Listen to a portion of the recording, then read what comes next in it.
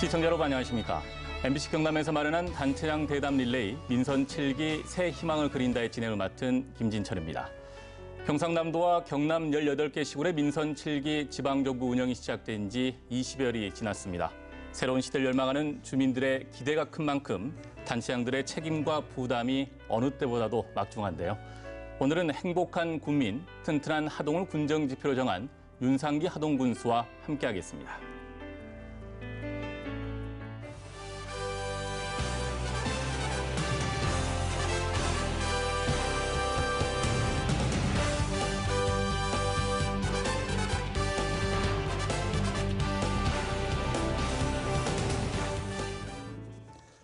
먼저 대담에 참여해주신 분들 소개해드리겠습니다. 윤상기 하동군수 나오셨습니다. 안녕하십니까? 네, 안녕하세요. 네, 반갑습니다. 맞은편에는 MBC 경남 하동군 담당 정성호 기자입니다. 안녕하십니까? 안녕하십니까? 네. 자, 늦었지만 먼저 당선 축하드리겠습니다. 네, 감사합니다. 예. 민선 7기 단체장은 태풍 대비로 인해서 취임식도 취소를 하고 바로 이제 임기를 시작하셨는데 취임 소감부터 들어보겠습니다. 네, 먼저 하동 군민이 저를 선택해 주신 데 대해서 먼저 감사를 드립니다. 저는 4년 동안 일을 해왔기 때문에 하동 국민들한테 검증을 충분히 받았다고 이렇게 생각을 합니다. 그래서 4년 동안 일을 시켜보니까 그래도 괜찮게 하더라. 앞으로 4년은 성과를 내기 위해서 더 열심히 한번 해봐라 하는 뜻에서 저를 선택했다고 보고요. 저는 앞으로 4년은 성과를 내기 위해서 그동안에 4년은 기초를 잘 닦아놨기 때문에 4년은 결과물을 내서 우리 국민들한테 보여주기 위해서 열정을 다해서 노력하려고 생각하고 있습니다. 예. 재선이라서 이제 업무의 연속성도 있을 것이고요. 그렇습니다. 또 군정을 보는데 초선 때보다는 아마 좀 여유가 있을 것 같습니다. 오히려 많이 할수록 더 부담이 되죠. 저는 사실은 초선 때는 뭣도 모르게 막 쫓아다니고 일을 많이 하려고 하는 욕심에 의해서 우선순위 안 가리고 이렇게 많이 했습니다만 지금 생각해 보면 우선순위를 정해서 우리 국민들이 바라는 바를 먼저 하고 또 100년 후의 하동 먹거리를 어떻게 해서 준비할 거냐 이런 걸 4년 전에 기초를 확실히 다져놨습니다. 그래서 금년부터는 우리 금오산에 케이블카도 설치를 하고 또 어드벤처 사업을 해서 우리 하동이 관광객 800만 시대 또 예산 8천억 시대를 만들어내기 위해서 이번 민선 7기에는 제가 확실하게 하겠다고 말씀을 드립니다. 네. 서부 경남은 보수 성향이 강한 지역이라서 선거 전에는 손쉬운 승리가 점쳐졌습니다만 전국적으로 민주당 바람이 불면서 이용곤 후보에게 1,200여 표 차로 이기는 박빙의 승부가 벌어졌습니다. 선거 과정에서 예상은 하셨는지 또 결과는 어떻게 해석하고 계신지 궁금합니다. 처음에는 그런 현상이 올 거라 생각도 못 했죠. 그런데 이 선거 기간이 가면 갈수록 바람이 거세지고 어찌 뭐 태풍급이 날아오는 것 이런 느낌을 받았습니다. 그래서 이번에 선거 기간은 왜 이리 선거 기간이 길지 하는 느낌을 제가 많이 받았거든요. 그래서 다녀보면 걱정하지 마라 하면서도 뭐 이상한 바람이 불고 있고 또 특히 젊은 층에서 상당히 이 더불어민주당 바람을 많이 느끼는 걸 제가 감지를 하고 또 우리 상인들이 그 민심이 제일 첨단을 걷고 있거든요. 그래서 상인들을 만나보면 예전에는 반갑게 맞아주고 이야기를 했던 분들이 좀 떨떠름한 표정을 짓는 걸 보고 뭐인가 좀 낌새가 다르구나. 그래서 사실은 초선할 때는 뭐 선거운동이 그리 힘들다 그런 걸 못 느끼고 했는데 이번에 13일 동안 선거운동할 때는 너무 힘들게 지내가지고 저도 그렇지만은 저 주변에 있는 사람이나 또 집사람도 이 선거로 인해서 아직도 좀 후유증이 상당히 많죠. 그래서 힘들게 했다 그런 걸 말씀을 드립니다. 예, 이와 관련된 좀 질문을 드려보겠습니다. 이 자유한국당 공천이 곧 당선이다라는 공식이 이번 선거의 상당 부분 깨졌습니다. 지금부터가 중요할 텐데 정성호 기자, 민선 7기의 원활한 군정 운영을 위해서 특별히 신경 써야 할 부분 어떤 게 있을까요? 네, 하동군은 앞선 6기 때 군수가 여당 소속이었고 경남지사도 같은 당이었습니다. 지금은 정치 지형이 달라졌는데요. 김경수 지사의 소속 정당이 군수와 다르다 보니 협력 관계도 이전과 변화가 있을 것으로 예상됩니다. 아무래도 윤 군수님 입장에서는 주민들을 위한 정책 추진이라는 큰 틀은 변함이 없겠지만 세부적인 내용에서는 경남도와 새로운 관계 구축과 교감이 필요해 보입니다. 예, 하동군 의회 정당 비율은 어떻게 돼 있습니까? 네, 이번 선거에서는 민주당이 4명, 자유한국당 5명, 무소속 2명이 당선돼 의원들의 소속 정당 비율이 균형을 맞췄습니다. 의장단도 의장에는 사선의 자유한국당 신재봉 의원이, 부의장은 민주당 강상래 의원이 각각 선출됐습니다. 의회 운영위원장은 한국당 손종인 의원, 기획행정위원장에는 무소속 박성곤 의원, 산업건설위원장에는 민주당 윤영현 의원이 맡아 소속별로 골고루 나눠 가졌습니다. 새누리당 소속이 7명이던 앞전 의회와는 분위기가 많이 달라졌는데요. 집행부 견제라는 의회 본연의 역할이 강화될 걸로 보입니다. 예. 군수님 입장에서는 행정의 파트너인 의회와 원만한 협력 관계를 구축하는 부분이 그만큼 중요해졌다고 생각됩니다. 그렇습니다. 이 정성호 기자 의견에 대해서 군수님은 어떻게 생각하십니까? 네, 저도 동감을 합니다. 사실은 앞에 그 의회에서는 자유한국당 소속이 많아가지고 사실은 어찌 보면 군정하는 데가 좀 편했다고 이렇게 말씀을 드릴 수가 있죠. 예. 그런데 지금은 5명 대 4명, 또 무소속 2명 이래가지고 진짜 소통도 좀 많이 하고 집행부가 노력을 많이 해야만이 군정이 제대로 굴러갈 것이다 이렇게 보고 있습니다. 그래서 앞에 그 회기보다도 훨씬 더 노력을 많이 해야 될 거 아닌가 이렇게 생각을 하고 있습니다. 예, 의회 변화에 대해서 긍정적으로 네. 생각하신 것 같습니다. 네. 민선 7기 하동군 수장으로서 이제 하동군이 당면한 현안들에 대해서 어떻게 네. 풀어나갈 건지 좀 이야기를 나눠보도록 네. 하겠습니다. 이 선거 기간 내내요. 네. 예, 갈사만 산업단지 정상화가 네. 화두였습니다. 네. 이 갈사만의 현재 상황 또 정상화 방향에 대해서 좀 말씀을 해주시죠. 네. 그런데 그 제가 이 MBC 토론회 때도 왔지만은요, 이 산적한 업무를 고생해서 4년 동안 풀어놓은 거는 한 개도 고생했다 소리를 전혀 안 하더라고요.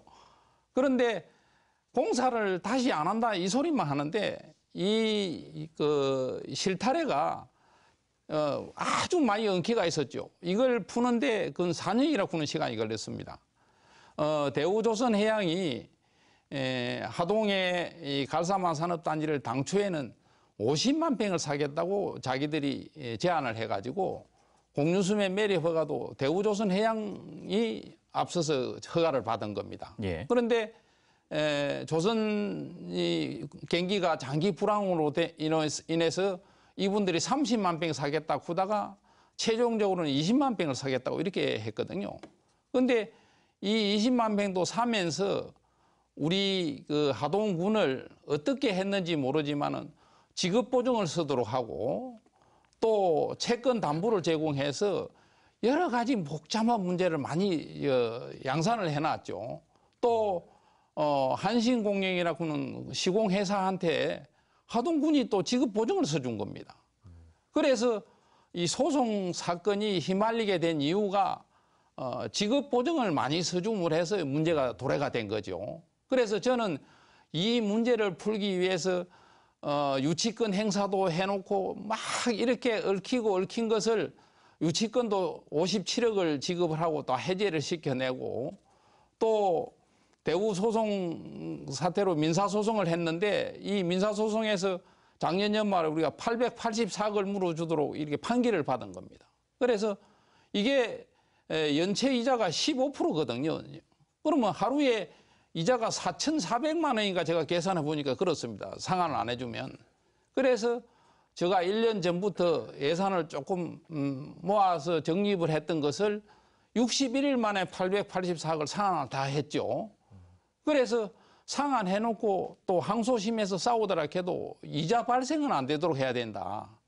그래서 대우하고는 이렇게 됐지만 또 한신공영하고도 지금 법정 소송이 민사소송이 진행이 되고 있습니다. 그러면 지금 군수는 군정만 하는 게 아니고 법원의 소송 사건이 제가 기억하기로는 16건이 있었거든요. 그런데 13건은 지금 거의 마무리를 시켰고 큰 사건 3개만 지금 진행이 되고 있는 걸로 제가 기억을 하고 있습니다. 그래서 옛날에 하동 그 사업단이라고는 그 갈사 산업단지를 추진해서 하동 사업단이 있었습니다. 이 사업단이 부도가 나서 해체 위기에 있는데 이게 빚이 많아 놓으니까 이 청산이 안 되는 거죠. 그래서 제가 법원에 파산 절차를 밟았는데 1년 동안 받아주질 않아갖고 애를 먹었는데 사실은 4, 5개월 전에 법원에서 이걸 파산 신청을 받아줘서 지금 파산 절차를 받고 있습니다. 그래서 이런 절차가 이제 어느 정도 끝나고 나면 지금 4년 동안 제가 해외 투자 유치를 위해서 중국, 일본, 미국 쪽으로 많이 다녔는데 이제 한 3개 업체에서 투자하겠다고는 계약 단계까지 와가 있습니다. 그래서 이분들하고 이제 계약만 성사가 되면 지금 당장 공사를 진행할 수 있다고 하는 거죠.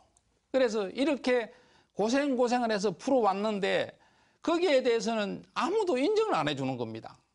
우선에 왜 공사를 착공 안 했느냐. 결과만 가지고 이 현지 군수를 질탐하고 있는데 제가 볼 때는 이 문제를 경비를 적게 들이고 하동군 예산을 또 전략해야 될 거 아닙니까? 이렇게 해서 하나하나 풀어가고 또 법적인 소송 문제는 군수가 마음대로 할 수가 없는 겁니다. 판결에 의해서 움직이는 거 아닙니까?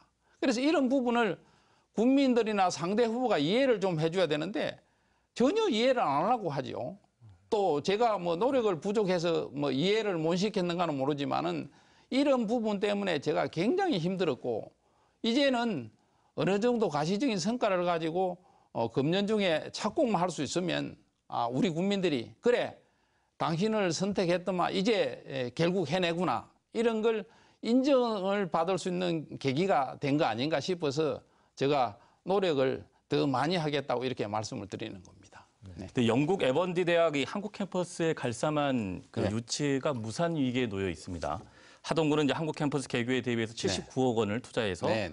해양 플랜트 종합 시험 연구원을 이제 부대 시설 완공해 놓은 상태인데 여기에 대한 좀 대책이 사실 좀 필요해 보이거든요. 네, 대책이 뭐 엄청 많이 필요하죠. 그런데 제가 이 에버딘 대학교 대학원을 유치를 했다 해서 그동안에 이 홍보를 많이 하고 또 우리 대한민국 경제를 봐서도 조선 해양의 선두주자인 그 에버딘 대학은 영국의 국립대학입니다. 예. 그래서 제가 작년 12월 달에 크리스마스 때에 그 에버딘을 찾아갔거든요. 갔는데 이분들이 처음에는 석유공학과를 개설하겠다 이렇게 해놔놓고 갑작스레 해체공학을 하겠다고 이렇게 변경을 시킨 겁니다. 그러면 우리 대한민국 실정을 보면 석유공학도 기초 단계에서 아직 머물러 있는데 해양 플랜트는 애국 같은 데 바다에나 육지에 설치해 놓은 걸 해체하는 부분이거든요. 이거는 제가 볼 때는 뭐 공학을 안 해도 웬만한 기술자는 다 철거를 할 수 있는 겁니다. 그런데 왜 석유공학을 안 하고 해체공학을 하느냐? 안 하겠다 소리거든요. 그래서 서울에서도 산자부에 관계 공무원이 나와서 간담회도 작년 연말에 금년 초에 하고 이렇게 했는데 하겠다 해놓고 돌아가면 답이 없는 거죠. 그래서 제가 얼마 전에 경상남도 하고 산자부하고 협의를 해서 이분들이 전혀 학교에는 관심이 없는 것 같다. 돈에만 관심이 있는 것 같다. 그래서 우리가 국제적인 소송을 해서 자기들이 협약을 하고 추진하겠다고 서로 이렇게 공동을 했으니까 거기에 들어가는 경비를 학교에 우리가 반환 청구를 하려고 하고 있습니다. 그래서 안 되면 이 정당한 이 행위를 국제 소송을 통해서 우리가 학교에다 청구를 하고 제가 작년 12월 달에 갔을 때에 영국의 방송에서 제가 온 이유가 뭐냐 해서 제가 인터뷰를 했는데 이 에버딘 대학교 대학원이 설치가 안 되면 우리는 국제 소송을 통해서 경비 들어간 걸 환수를 하려고 생각하고 있다. 이 부분이 방송에 나가고 나서 에버딘 대학이 좀 긴장을 했는데요. 이분들은 기본적인 생각이 없는 것 같습니다. 보니까. 그래서 방향 전환하기 위해서 도하고 또 산자보고 협의를 하고 있고 지금 다른 대안을 찾고 있습니다. 예. 네. 하동군 섬진강은 1급수로 유명합니다. 네. 하지만 상류 때문에 방류량이 줄면서 바닷물 상승에 따른 염해 피해가 확산되고 있는데요. 네. 특히 제첩잡이 어민들이 걱정이 많습니다. 네. 좀 어떤 해결 방안을 생각하고 계신지요? 예, 저도 이 참 섬진강 때문에 일급수가 1년 내 흘러서 좋기는 좋습니다만은 우리 천여 명의 그 제첩을 잡고 생계를 하는 어민들을 생각하면 굉장히 마음이 아프죠. 그리고 제첩 서식지도 굉장히 많이 줄었습니다. 옛날에는 한 200헥타 이렇게 넘던 것이 지금 한 70헥타 정도 줄어가지고 뭐 130, 40헥타뿐이 안 되거든요. 서식지가 줄어든다고 하는 것은 뭐냐고 하면 제첩이 안 나온다고 하는 거거든요. 예. 그래서 제일 근본적인 문제는 상류에 섬진강 상류에 댐이 3개가 있습니다. 거기서 물을 방류를 해야 되는데 방류를 안 하고 딴 데로 다 쓰고 또 그나마 일부에 흘러오는 물이 강양제철에서 하루에 40만 톤 이상 또 치수를 해가 갚습니다. 그러면 하루 쪽에 내려오는 물은 하루에 7만 톤도 안 되는 거죠. 그러니까 제첩이 서식을 할 수 없다고 하는 겁니다. 그래서 저는 취임 초부터 대정부 건의문도 내고 중앙부처에 찾아가서 이 부분이 부당하니까 이렇게 좀 해주십시오 해도 중앙부처 공무원들은 자기들이 안 당하니까 뭐 별 관심이 없는 거죠. 또 국토부하고 환경부하고 이 이원화가 돼가지고 이게 서로 님이랑 내미랑 이렇게 핑퐁을 치고 있는 거죠. 그래서 이번에 다행히 국회에서 환경부로 수자원 관리 업무가 일원화가 되었습니다. 예. 됐고 수자원 공사도 환경부 산하로 이렇게 바뀌게 되면 지금 상당히 업무가 좀 추진하기가 좋아졌다 이렇게 말씀드릴 수 있고 또 국가권익위원회에서 우리 하동에 자주 와가지고 어민들 애로사항을 청취를 해서 지금 해결하기 위해서 노력을 많이 해주고 계십니다. 그래서 얼마 전에 제가 그 협약서 사인도 해오고 했는데 이게 이제 사실 정부에서 적극 나서주면 우리 어민들 해결도 되고 또 제첩 서식지가 줄어든 것도 옛날 한 200헥타 이상 늘려서 제첩이 날 수 있는 환경을 만들어줘야 되는 거죠. 예, 그래서 내년에 우리 하동 제첩을 세계 중요 농업유산에 등재하기 위해서 지금 강양시장하고 저가 같이 노력을 하고 있습니다. 예. 방금 이제 섬진강 제첩잡이업을 이제 국가 중요업 유산이라든지 네. 세계 중요 농업유산 등재 추진 밝히셨는데 네. 거기에 대한 설명을 좀 더 자세하게 좀 해주시죠. 네네. 금년 제가 그 4월 20일경요. 이태리 로마에서 야생차를 세계 중요 농업유산에 등재를 시켜서 인증서를 받았습니다. 받았는데 거기에 등록된 회원이 198개국인가 이렇게 돼 있죠. 그래서 거기는 세계 유산을 그 심사하고 추진하는 위원장부터 시작해서 위원들이 다 참석을 했습니다. 그래서 제가 주저늦게도 그 자리에서 위원들하고 위원장을 모셔가지고 우리 하동에 이 제첩이 이 뭐 수천 년, 수만 년을 겪어오면서 이렇게 좋은 이 유산이 있다. 이거 뭐 세계 중요 유산에 등재하면 어떻게 했느냐고. 자기들이 왜 그걸 인자 추진하느냐고. 오히려 저한테 반문하는 겁니다. 일본에는 계곡에 이 언어가 안 하는데 언어 이것도 세계 중요 농업유산에 등재를 해놓고요. 중국에는 그 모를 심어놔 놓고 그 잉어를 키우거든요. 잉어 키우는 이것도 세계 중요 농업유산에 등재를 시켜놓은 겁니다. 제가 보고 너무 쇼킹해서 우리 대한민국 공무원들은 지금까지 노른 거 아니니까 왜 이렇게 안 했을까? 이렇게 해서 제가 금년에 대한민국 농업유산에 등재를 시켜내고 내년에는 세계 농업유산에 등재를 시켜내면 한 군에서 세계 중요 농업유산이 2개가 있다 하면 경쟁력이 굉장히 있을 겁니다. 관광 분야 질문 드리겠습니다. 네. 하동 지역은 섬진강과 지리산이라는 빼어난 관광 자원을 갖고 있습니다. 군수님은 지난 임기 때 다양한 레저 시설을 설치해 관광 인프라를 확충하셨는데요. 네. 앞으로 4년 동안 관광산업 활성화를 위해 어떤 사업들을 구상하고 계십니까? 네. 지금까지 이제 금호산에 GY를 설치했는데 제가 어제 확인해 보니까요. 어제 탄 사람이 뭐 240명인가 탔다고 그러는 거죠. 옛날에는 120명 타면 그 한계점에 왔는데 제가 오스트리아 비엔에서 이 로링을 타는 이 안전벨트를 제가 이 20개를 더 사가 왔거든요. 그러니까 하루에 240명까지 탈 수 있다고 하는 겁니다. 그래서 아시아 최대 집와이어, 세계의 5대 집와이어에 들어간다고 제가 어제 그 보고를 받았거든요. 그런데 한번 타본 사람들은 다시 또 타러 오는 겁니다. 또 빅스윙이라고 하는 것도 또 타보고 또 레일바이크도 우리 북천에서 양부역까지 지금 5.2km가 지금 운행하고 있는데 이게 20만 명이 넘었죠. 작년 5월 30일 날 오픈했는데. 그런데 다행스럽게도 6월 25일 날 케이블카 승인을 제가 이제 받아냈습니다. 정부에.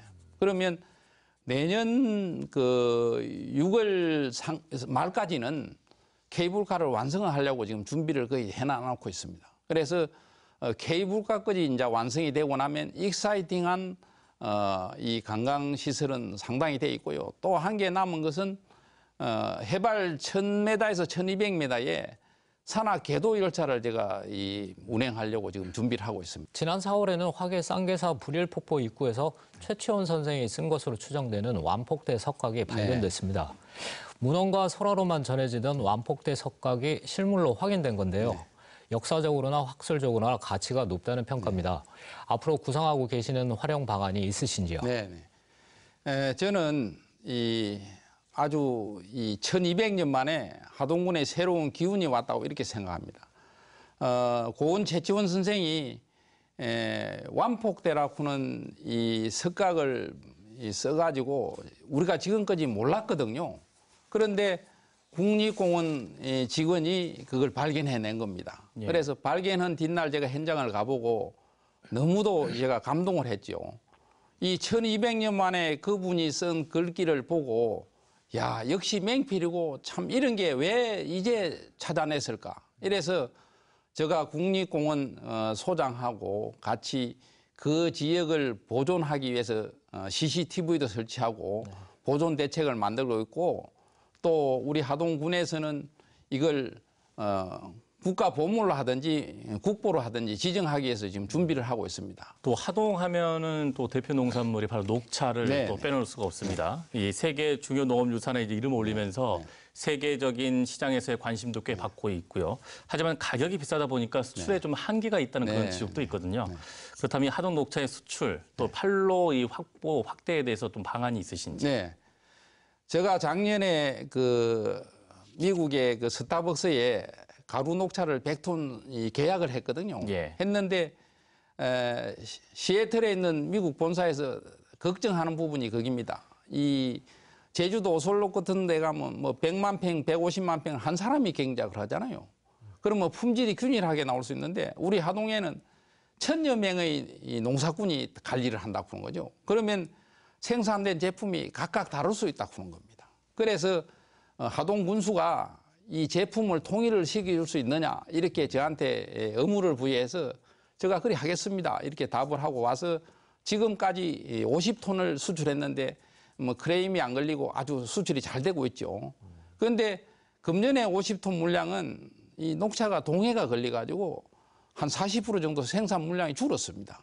그래서 제가 고민을 많이 하다가 며칠 전에 우리 녹차 생산자 협의하고 같이 앉아서 자 어쨌든 세계적으로 약속을 했은 거는 지켜줘야 된다. 그래서 가루 녹차를 만들기 위해서는 차밭에 차강을 씌워줘야 돼요. 햇볕이 안 들어오도록 이렇게 해줘야 됩니다. 그래서 이 차강을 하는 데는 일손이 좀 많이 가고 또 한 20일 정도 차강을 하면 나무가 이 탄소 동화작용을 해야 튼튼하게 자랄 건데 햇볕을 못 보니까 나무가 좀 상태가 안 좋아지죠.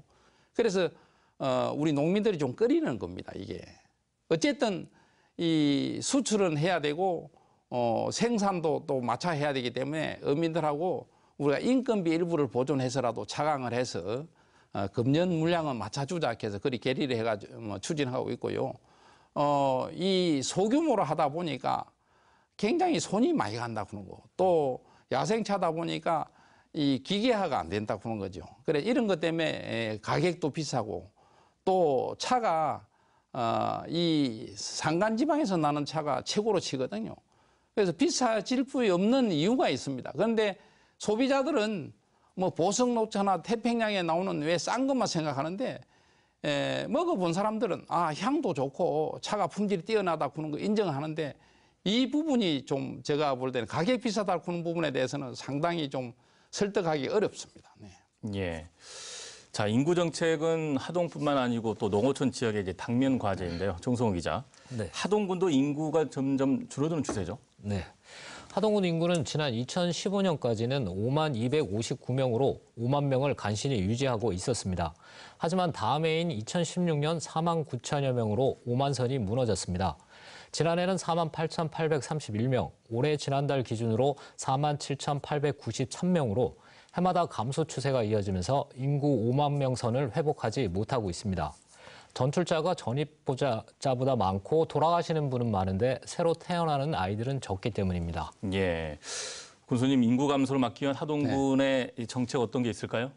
제일 큰 정책은 갈사만 산업단지를 정상화시키는 겁니다. 그러면 기업 유치가 되고 또 일자리도 생기기 때문에 인구 유입이 충분히 된다 이렇게 보고 있는데요.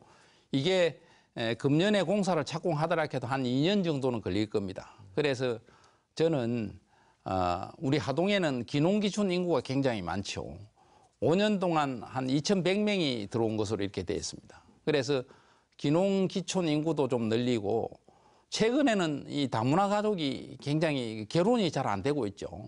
그런데 지금 한 107, 80명 정도 하동에는 다문화 가족이 살고 있습니다. 그래서 다문화 가족은 보면 상당히 애들도 많이 낳고 이렇게 가정이 제대로 되는데 우리 공무원도 보면 요즘 젊은 친구들이 결혼을 잘 안 하려고 하죠. 혼자 사는 게 편하다 이렇게 해가지고 그래서 제가 출산 장려금도 5자녀한테는 2천만 원을 준다고 해서 며칠 전에 5자녀가 탄생이 됐습니다. 예. 그래서 직접 가서 통장도 전달하고 제가 격려도 하고 왔는데 이 요즘 식구 5명 있는 게 잘 없잖아요.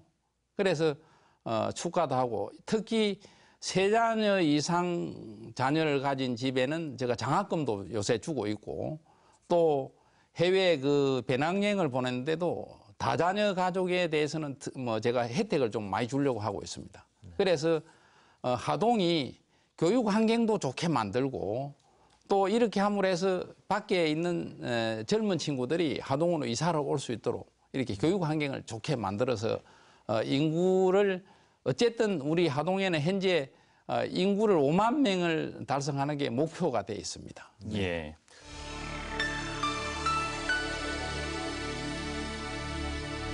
시경남이 마련한 단체장 대담 릴레이 민선 7기 새 희망을 그린다. 오늘은 윤상기 하동 군수와 함께하고 있습니다. 자, 가벼운 질문을 좀 시원한 의미를 좀 가져보겠습니다. 40년 가까이 이제 공직 생활을 해오셨고 또 가장 보람됐던 일이라든지 좀 안타까웠던 일이 있었는지 좀 궁금합니다. 제가 가장 힘들고 어려웠을 때가요. 김해시에 제가 공보관으로 근무할 때에 중국 민항기가 김해 돛대산에 추락을 했죠. 그래서 그때 제 기억으로 140명 가까운 사망 사고가 생겼습니다.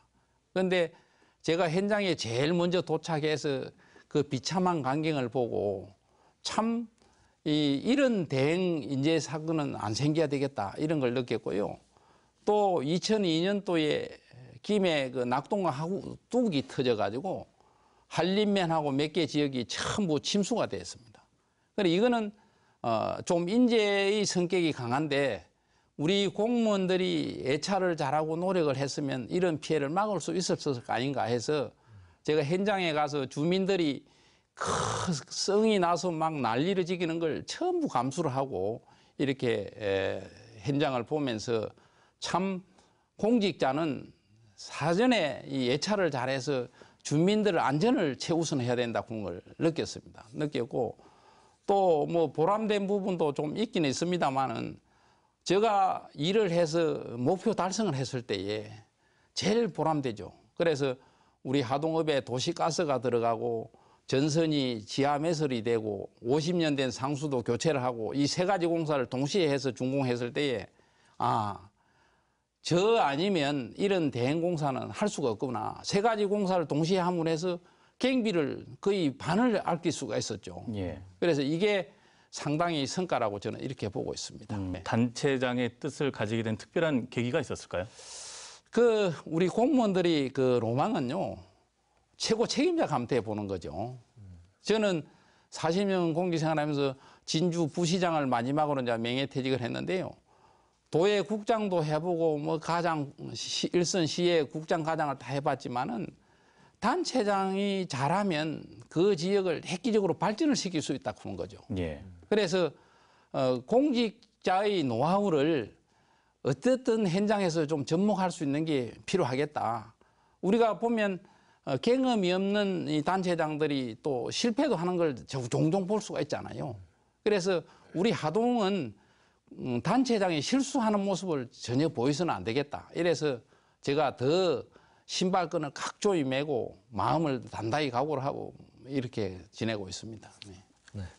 최근 김경수 도지사는 백팩을 메고 출근하고 네. 박종훈 교육감은 자가운전을 하면서 탈거니와 소통을 강조하고 있습니다.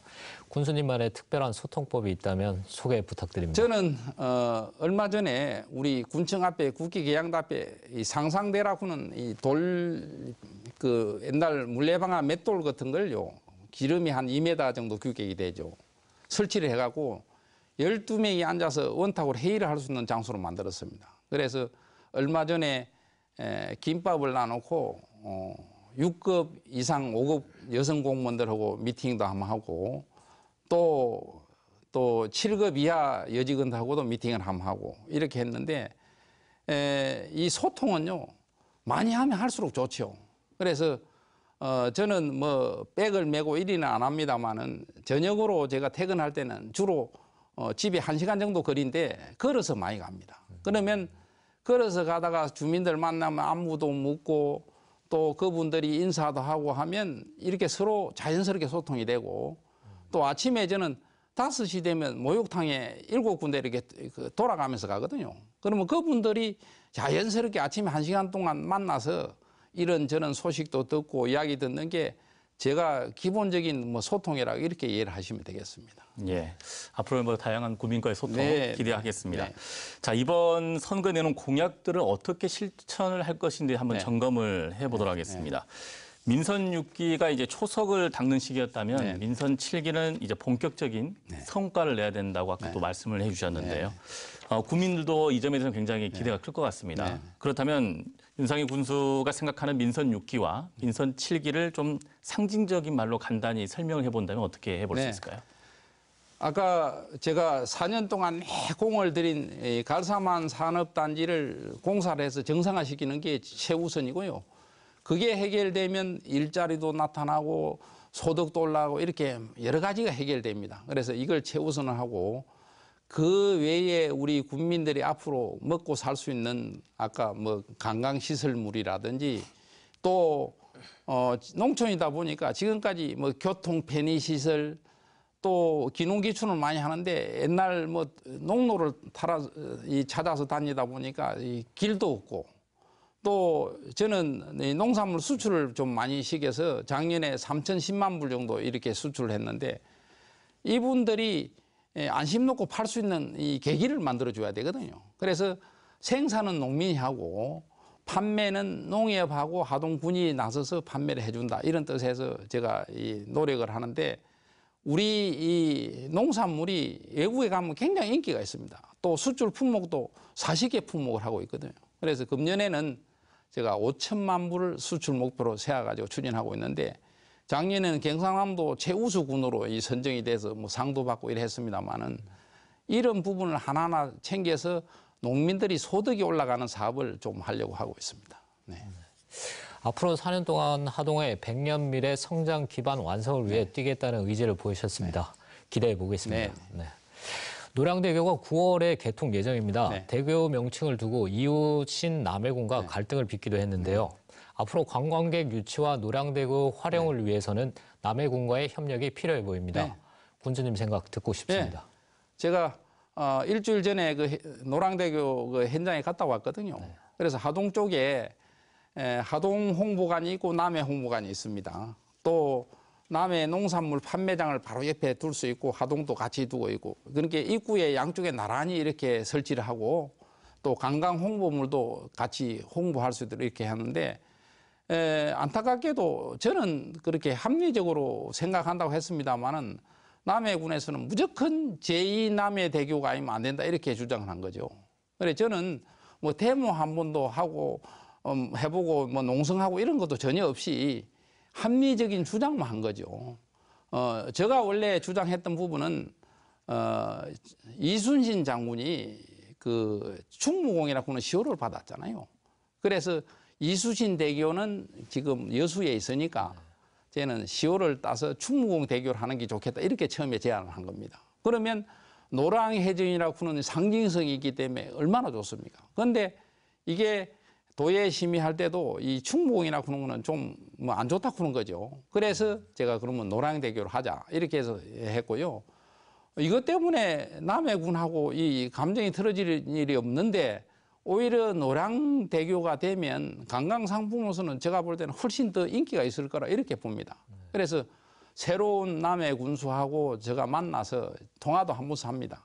그래서 앞으로 상생 방안 이걸 어떻게 관광상품 할 거냐 공동으로 노력하려고 지금 생각하고 있습니다.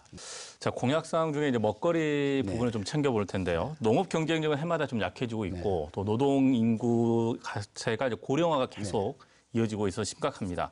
이를 극복하기 위한 특단의 좀 대책이 필요해 보이는데 해결 방안 가지고 계시는지요? 예, 이 군수가 뭐 특단의 조치를 한다고 해서 뭐 할 게 참 잘 없습니다. 없고 한계가 있는데 저는 이분들의 애로사항을 찾아서 예산을 아끼고 해서 그분들한테 좀 지원을 하는 게 제일 급선무죠.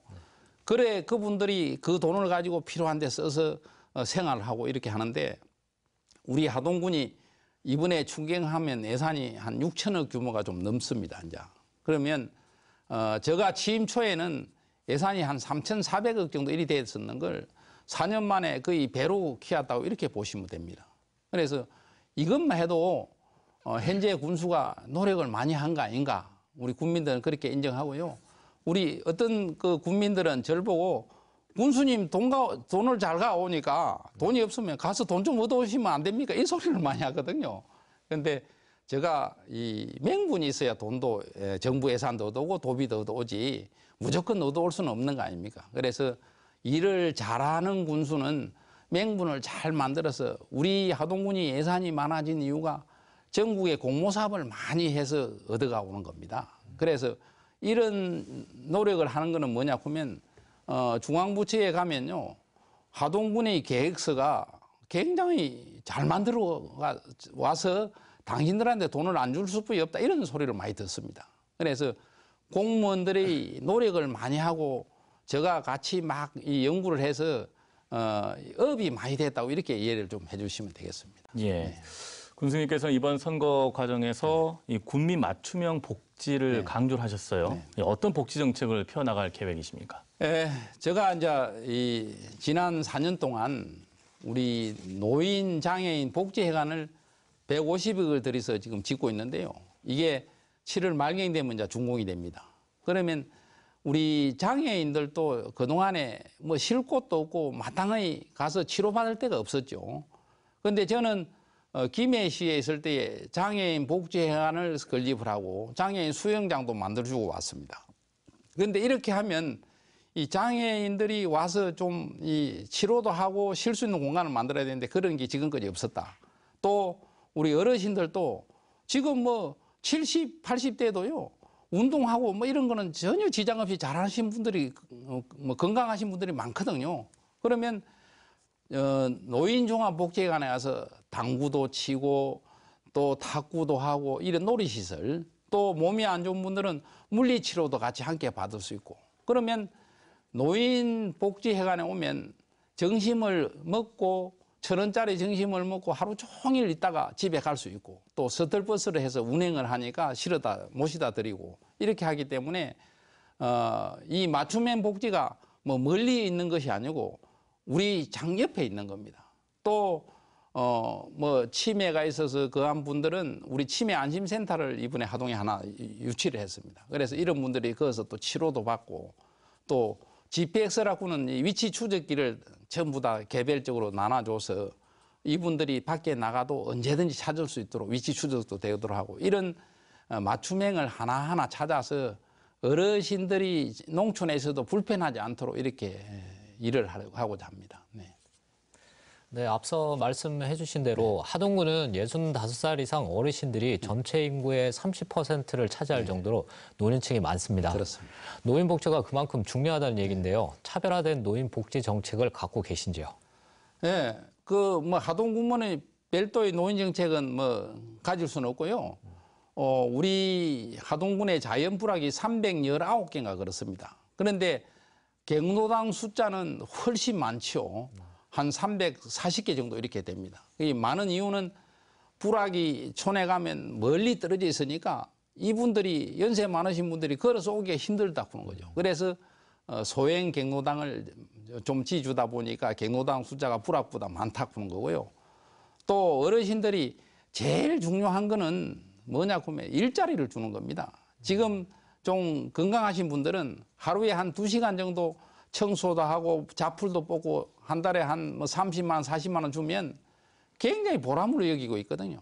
그래서 움직일 수 있는 조건을 주는 건데 제가 처음에는 한 600여 명 정도 노인 일자리 주다가 금년에는 거의 1000여 명을 확대를 했습니다. 그래서 이분들이 그 하루 2시간 하고 정신 먹고 이렇게 가서 한 달에 돈 조금 받아도 굉장히 보람을 느끼고 있거든요. 그래서 노인 일자리를 많이 만들어주는 게 이분들이 활동함으로 해서 건강해진다고 이렇게 보고 있습니다.